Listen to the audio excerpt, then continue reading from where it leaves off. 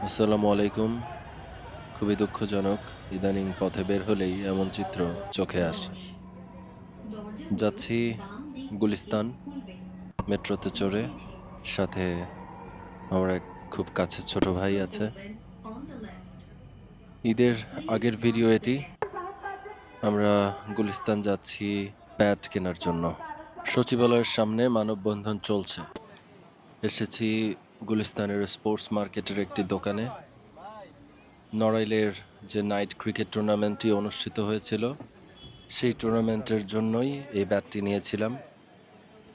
ব্যাটটি balanced ছিল, তারপরও কিছুটা কাস্টমাইজ করে নেই। 2026 বিশ্বকাপ উপলক্ষে চলছে জার্সির বেচা কেনা। পছন্দের দলের জার্সি কিনছে সবাই, ভালোই লাগছে দেখতে। ঘুরতে ঘুরতে ক্ষুধা লেগে যায় আমাদের। আমরা এসেছি নিউ পূর্ণিমা স্ন্যাক্স বারে। এখানে মিলবে মুখরোচক কিছু খাবার, যেমন পনিরের সমুচা, ডিম চপ, ছিল টিকিয়া, গরম গরম চিকেন ফ্রাই। বেশ ভালোই লেগেছে আমাদের। গুলিস্তান আসলে এখানে আসা পড়ে।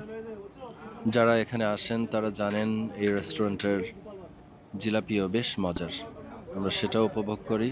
এই তো সময় পার হচ্ছে, আমরা রওনা দিব কিছুক্ষণের ভেতরেই।